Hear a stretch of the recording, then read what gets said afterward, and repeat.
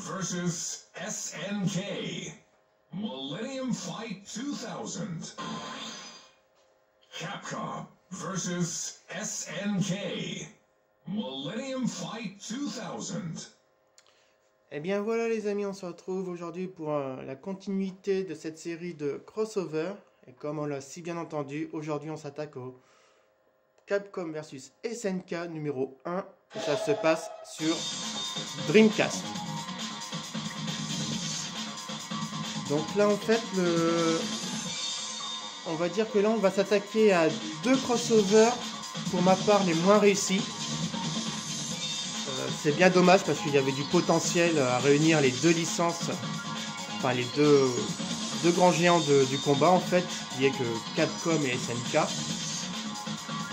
Et pour moi, les deux prochains crossovers que je vais vous montrer ont été gâchés. Donc je vais vous les montrer. De toute façon, ça fait partie de la série, il n'y a pas de souci. À vous de juger si vous les trouvez sympas ou pas.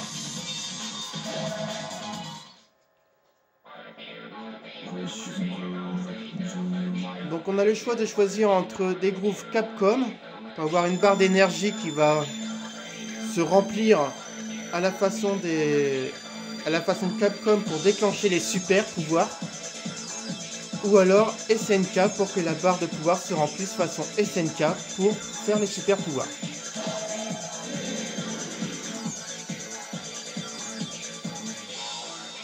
Niveau sélection de perso, on peut prendre jusqu'à 4 personnages. Mais vous voyez qu'en fait, dans cette ligne-là, les persos ont un ratio de 1.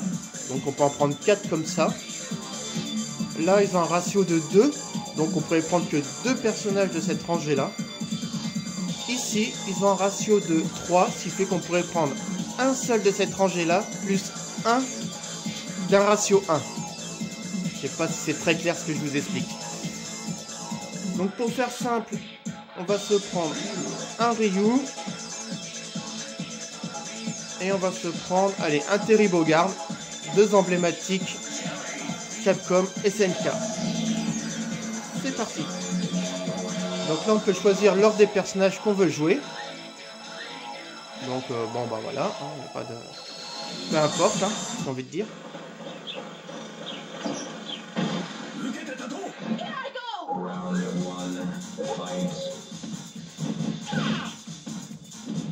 Donc en fait le problème de cette série de crossover Capcom SNK,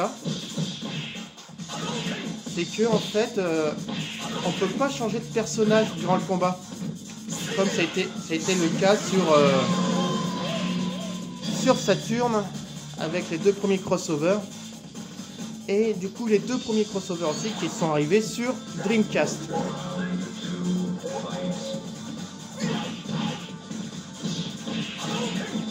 Donc là le problème c'est que on peut pas changer de personnage et c'est bien dommage.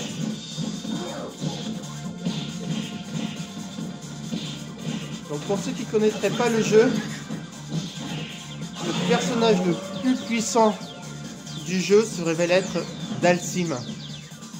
Car en fait avec lui on peut battre tout le monde, même Liz Howard du côté SNK. C'est un truc de malade.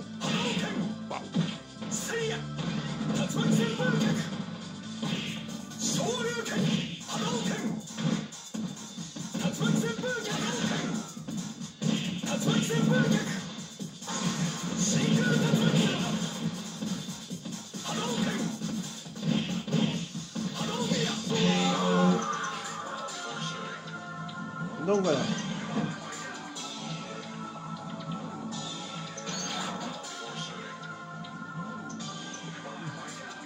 Alors pourquoi je n'aime pas trop ces deux crossovers, qui est Capcom SNK 1 et 2, que je vous ferai par la suite. Donc d'une part du coup on peut pas changer de personnage. La réalisation, je trouve qu'elle est en dessous d'un Marvel vs Capcom 2, ou même je trouve des réalisations Saturn. Et en plus le gameplay est beaucoup moins péchu que sur Saturn. Je le trouve beaucoup plus lent que sur Saturn. Donc après, ça fait des joutes beaucoup moins sévères. On a le double saut, voilà quoi. Alors que je sais pas si vous vous souvenez, avant, on faisait un bond de, on va dire, 15 mètres de haut. Là, on fait un tout petit bond, bon d'accord. On peut pas changer de personnage, on peut pas faire de pouvoir avec ses partenaires. Donc il n'y a pas de comment ça s'appelle, de pouvoir en double simultané comme on peut appeler. Et on peut pas appeler son partenaire à la rescousse. Si on pouvait appeler notre partenaire à la rescousse dans les autres versions, pour qu'il puisse nous aider. Mais là on peut pas. Alors en fait, le truc c'est que on a l'impression d'être devant un Street Fighter. Voilà, tout simple, hein, on va pas se le cacher. On a l'impression d'être devant un Street Fighter et, où on a des personnages de Capcom et de SNK.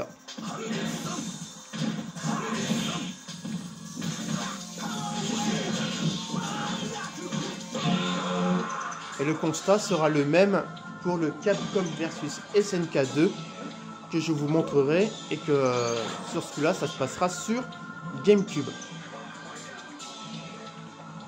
Il y aura une toute petite différence sur GameCube, je vous expliquerai à ce moment-là.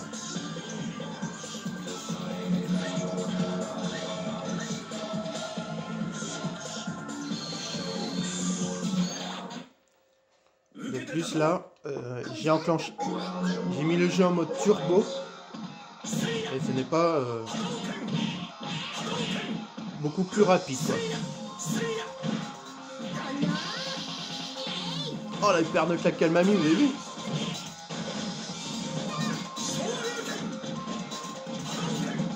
Le problème c'est qu'en mode turbo, et ben la maniabilité s'en ressent et c'est beaucoup moins maniable. Donc en fait il faudrait jouer en mode normal, donc un peu plus lent, pour bien arriver à faire ces manips.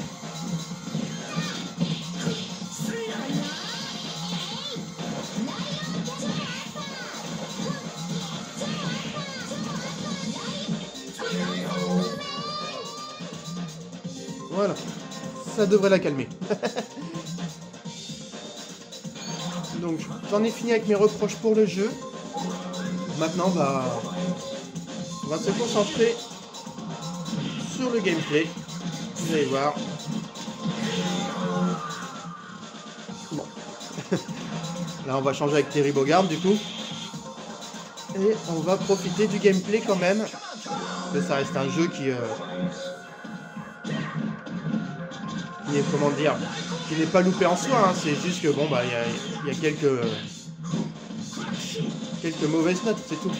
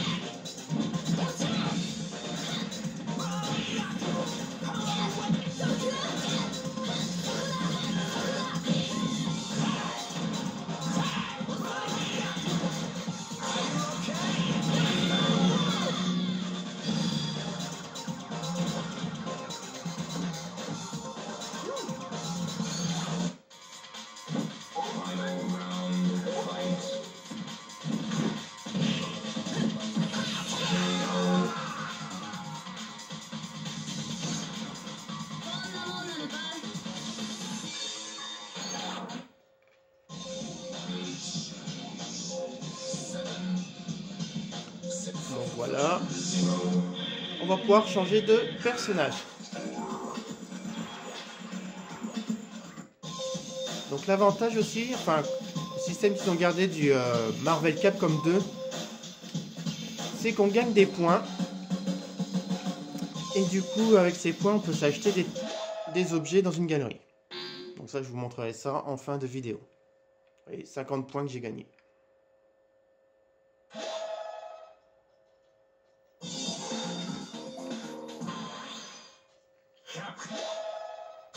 Donc on va changer de personnage.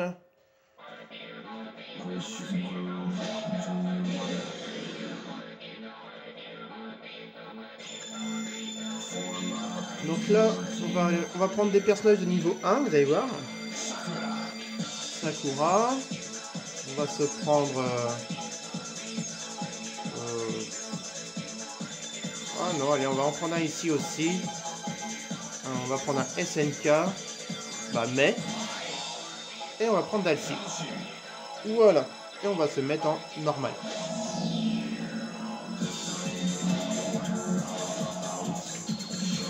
Vous allez voir, l'animation va être un peu moins rapide.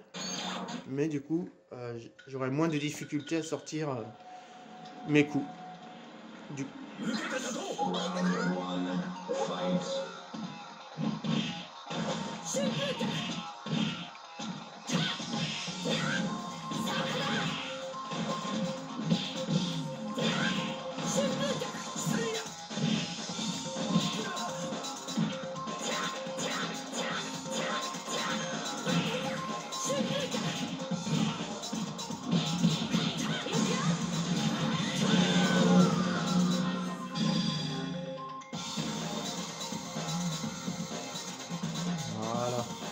La grande classe de terminer par un super pouvoir.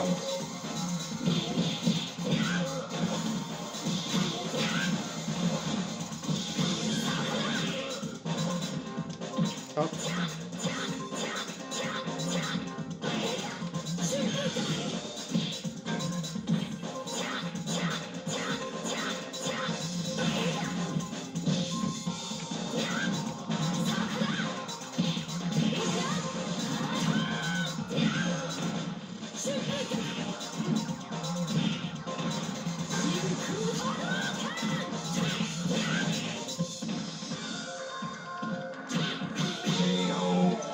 Oh, un perfect, les amis, vous avez vu ça?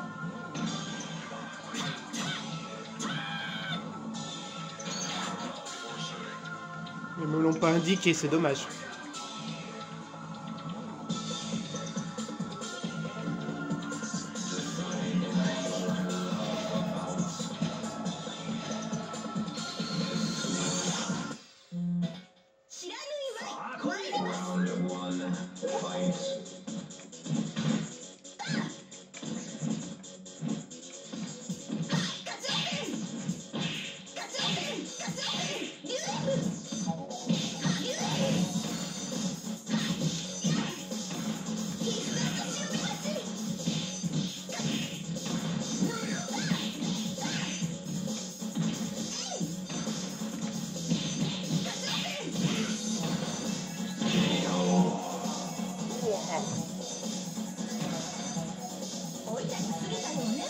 Voilà.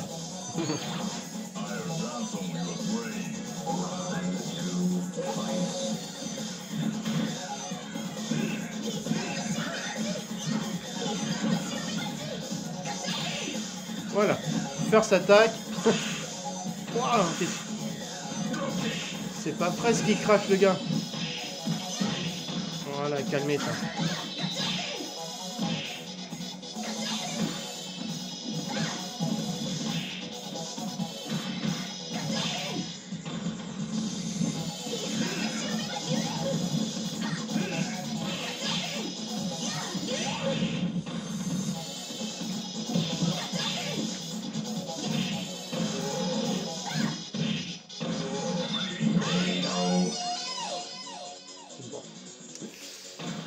La petite Mei n'a pas résisté à ce gros catcheur.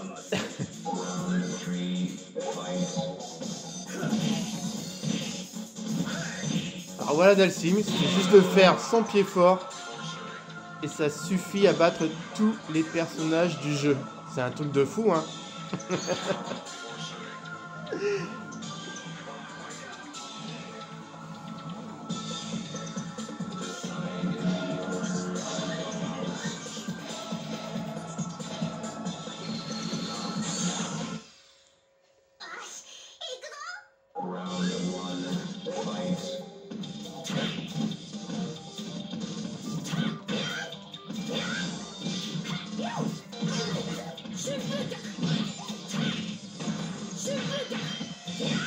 Faut pas oublier que Vega s'amuse à sauter dans tous les sens, hein.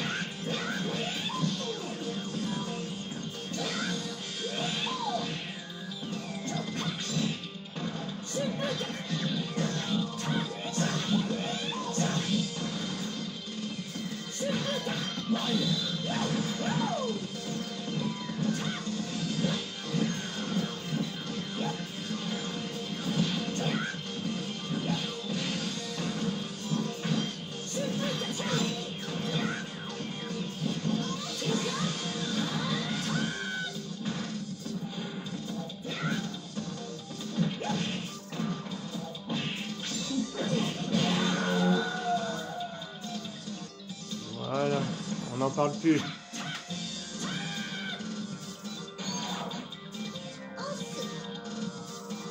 Allez, Yuri. Bon, comme on a pu voir déjà, elle met des baffes, hein, donc on va essayer de ne pas se prendre de baffes de sa part.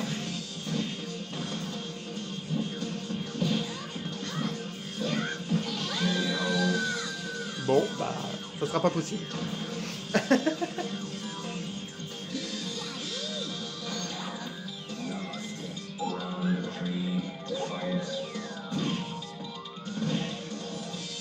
Vous voyez, c'est imparable. Dhalsim est le personnage de cette version.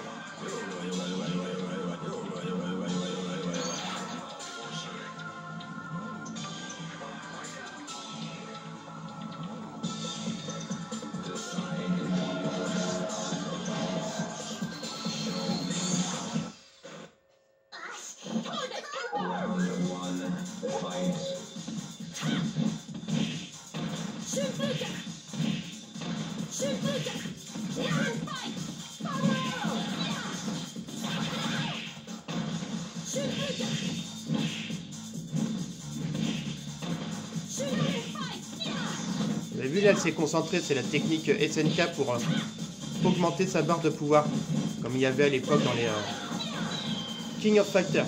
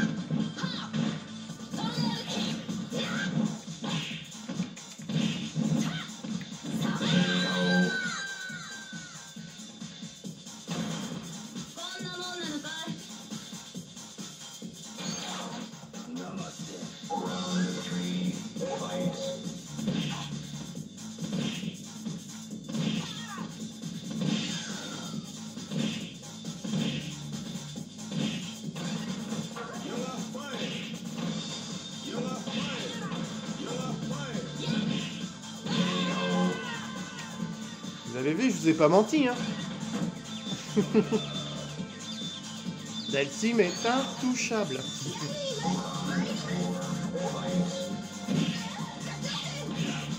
Évidemment, sauf là-dessus, évidemment, mais...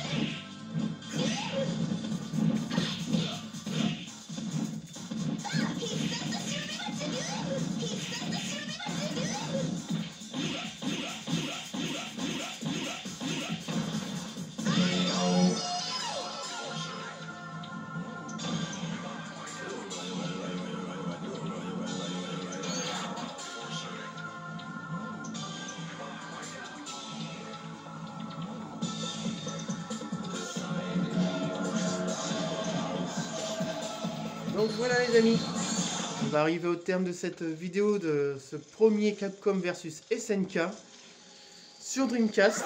Évidemment une version import que je vous ai présentée. Donc je vais vous montrer là où on achète nos affaires, vous allez voir. Bon, je n'ai pas assez de points du coup parce que... Voilà. En plus là je viens de quitter donc j'ai perdu tous les points que j'aurais dû gagner. Et vous voyez j'ai 363 points. Ça en fait c'est parce qu'à l'époque on pouvait linker la Neo Geo Pocket, vous savez la console portable de Neo Geo, à la Dreamcast parce qu'il y avait aussi un Capcom SNK sur Neo Geo Pocket et du coup on pouvait linker les deux consoles. Et là vous voyez on peut acheter des affaires. Alors évidemment il ne nous marque pas le prix que ça coûte. Donc on ne sait pas combien il faut. Donc c'est pas très astucieux j'ai envie de dire. Enfin bref. Donc voilà les amis. Sur ce je termine ce Capcom versus SNK 2 sur Dreamcast. On se retrouve pour la suite. Ça se passera sur GameCube. Et cette fois-ci ça sera en version PAL. Parce que la deuxième version est sortie en Europe sur GameCube.